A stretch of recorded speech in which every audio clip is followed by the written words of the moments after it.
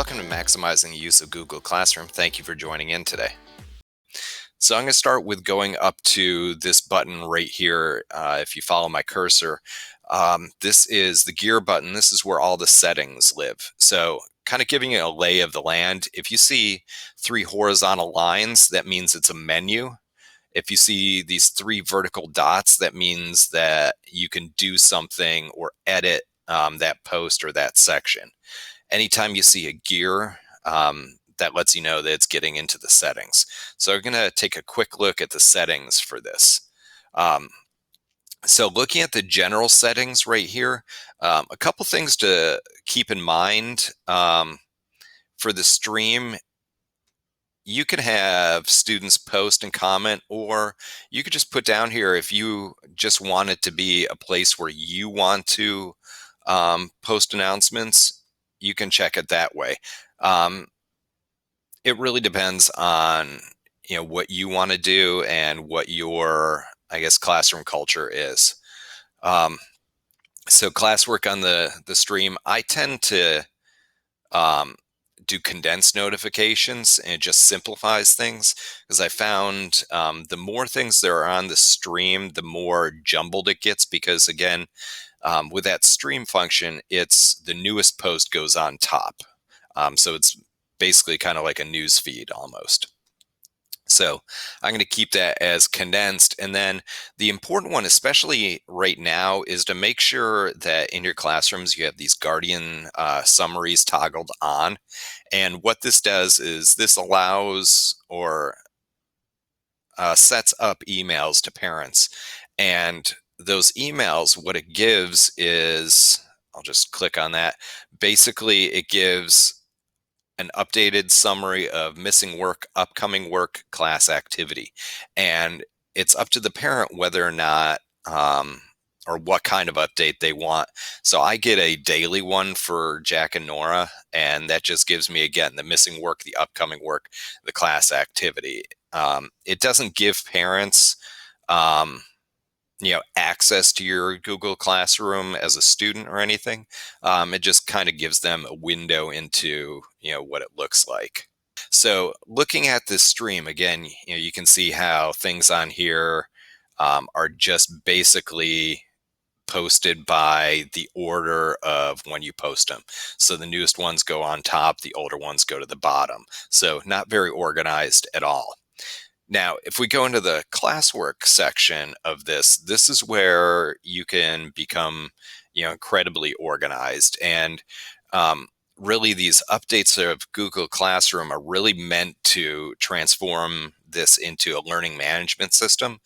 And I really think that this takes the place of having to go out and create your own Google site to be able to house videos or materials or things like that.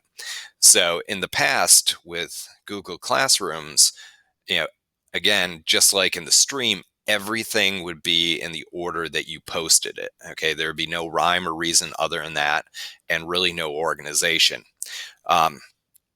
So what I've done here is I've organized this classroom based upon some main ideas that I had, and these are called topics. So I have one for Flipgrid, one for remote learning, one for classroom tips, and one for video conferencing.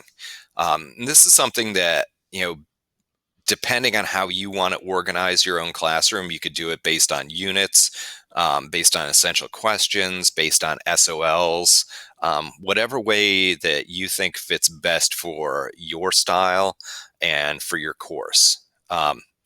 So looking at this, the good thing about G Suite stuff is that they've really tried to make icons and things simple across the board, but also similar across the board. So anytime you see a plus sign in G Suite, whether it's Google Docs or Google Slides or anything like that, it usually means to add something or to create something. So in this case, when you click on it, that gives you the ability to add or create an assignment, a quiz, a question, a material, a topic, or to reuse a post that you've put on here.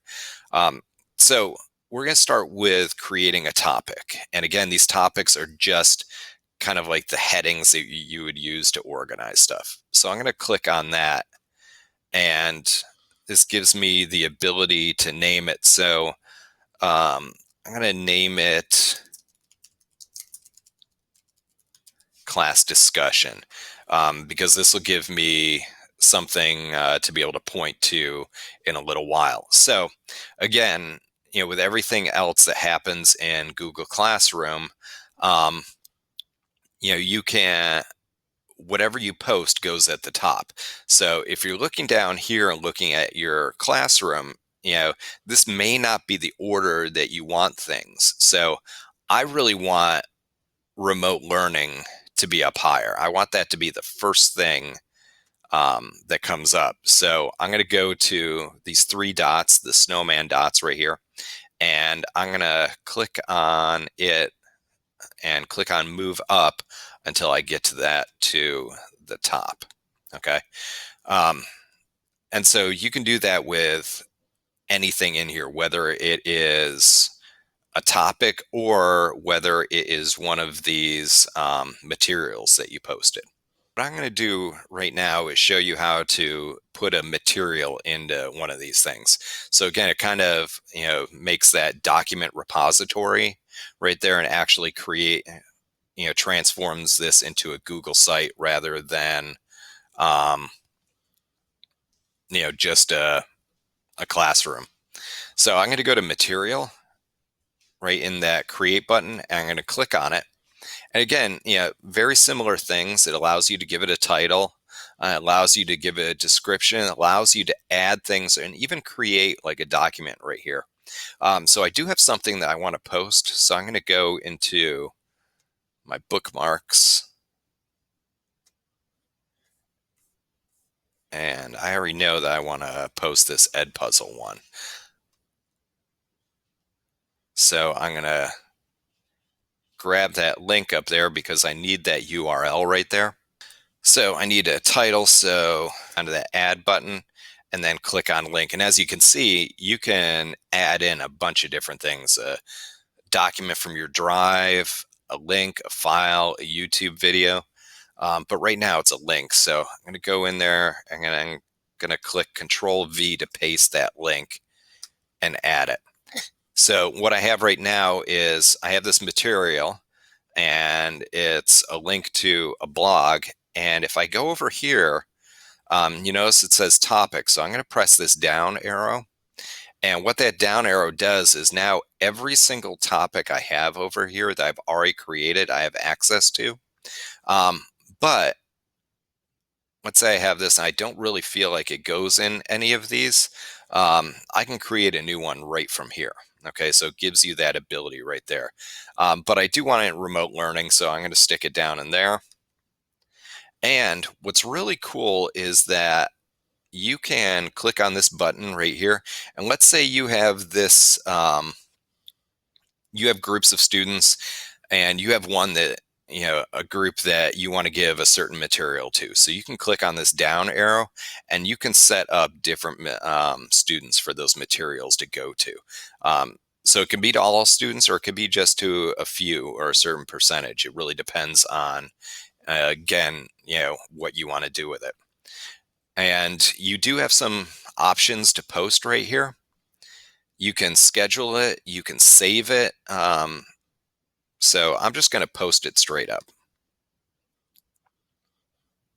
And so what happens is, again, it comes up and it becomes that top thing inside the topic. So I'm going to look down here and I actually want this resource to be higher, the instructional support website. So I'm going to move that up because I really want that to be the first one to be up there, because we all know students and adults and people, they want to look for, if you have something important, you want it to be, top dead center right in front of everybody. Okay, so we have created a topic. We've uploaded a material underneath it, and you can tell something's a material just by looking at that icon right there. It kind of looks like a bookmark on a piece of paper. And then we've figured out how to move topics and materials up and down. So we really have the beginnings of a good um, resource section of a Google site. Um, Another thing I want to share with you guys is the use of the question feature. This creates the ability to have a class discussion. And all you have to do is go down and click question. And so the question can be anything that you want it to be. Again, you could have this a response to, I'm going to use that same link that I had before. You can use this as a response to an article or a response to a video. So you have this question right there. And then again, off on the right hand side, you have all of these different options that you can do. You could actually, what you could do is you could send this question to all of your classes if you want. You can send it to all of the students or to select students within there. You can set it up to be worth a certain amount of points, or it can be ungraded. One thing I try to always do is I want to set a due date for this. And that achieves a couple purposes right there. It gives a sense of little finality to this. So, kind of it makes it look like, okay, I want this, question answered by this certain time period.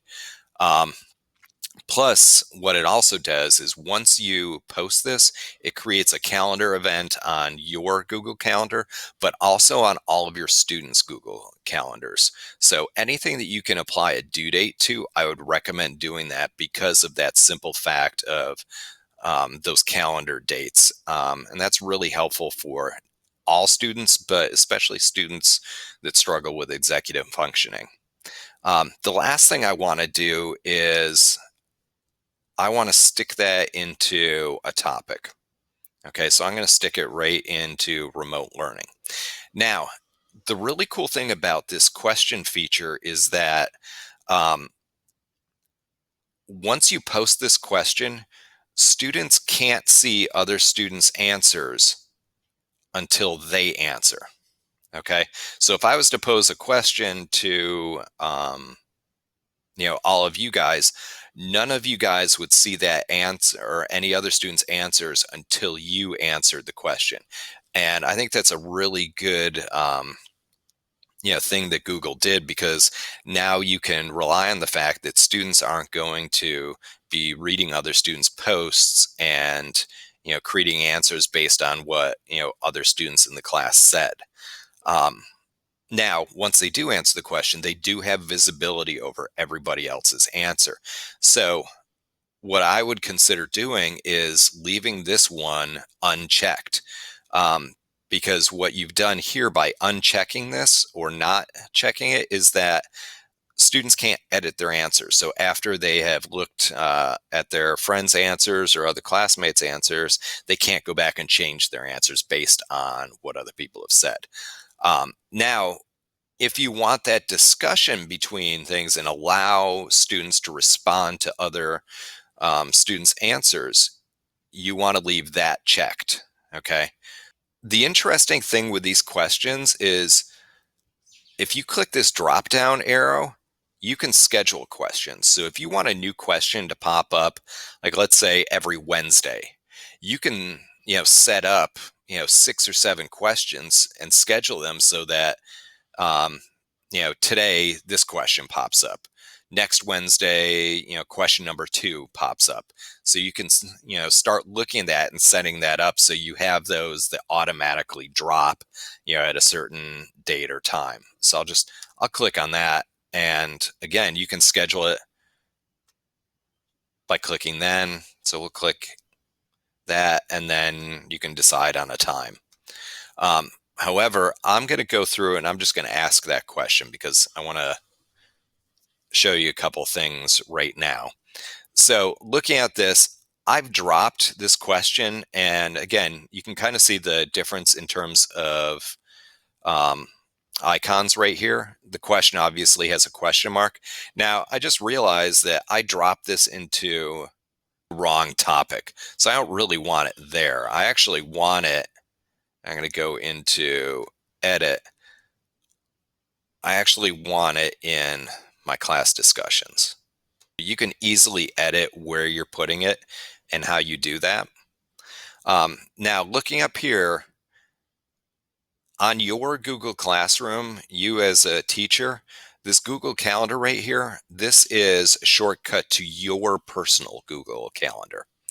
So I'll go to mine. And what you're going to see is, for some reason, the color on this calendar is brown. So you're going to see right here that I now have a calendar event that shows, okay, so I have a question that I just posed and it's due on the 3rd. And, with these questions, or actually any like assignment that you put up with a date, it'll take you back to that classroom or that specific assignment just by clicking that link. Go up here to the 3 horizontal bars. Again, that's a menu. So we're going to go into calendar. And this is that class calendar. So every student has access to their class calendar through their calendar, but they also have access to their Google Calendar. So right on here, it shows that, okay, I have a question, and here's what it is. To the beginning. So we're at the stream. So as you can see, I have 2 new posts in the stream. So one at 1:15, one at 1:23, and again, they go in order of, the newest post goes on top. One of the last things I want to kind of go into is if you go into that create, looking at an assignment, I'm going to title it, and then I want to add that link. But more importantly, again, as I'm going over here, I want to make sure I put a due date on there. And I want to make sure that I tag that. But one cool thing right down here, this Originality Report, this is something new that Google Classroom came out with about a month ago. And if you put a check mark in there, what that does is it will go through your students' documents that they turn in.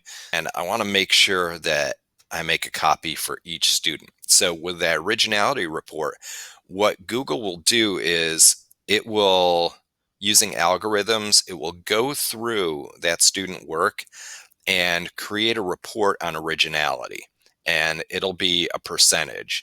So it'll come back and you'll be able to get a score on what that work is done. And, the higher percentage, the more original it is. So if it comes back as 97% original, you're good to go. If it comes back as 40% original, you know that a large portion of that has been, cut and pasted from the internet.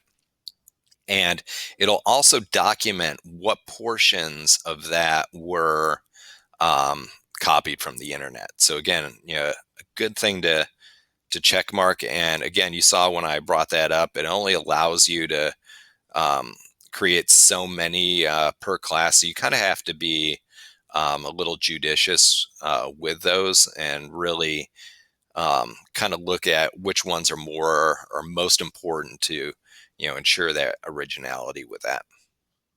So I'm going to assign that. And before I do, again, you have that ability to schedule those assignments. So I'm going to click the assign button on there. It's going to go through and it's going to assign it. And I want to go back. I want to check that calendar. So now, again, I have a question right here and I have assignment. Thank you for tuning in to learn about Google Classroom. Today we've learned about the use of topics, we've learned to post materials, and we've learned to use the question feature.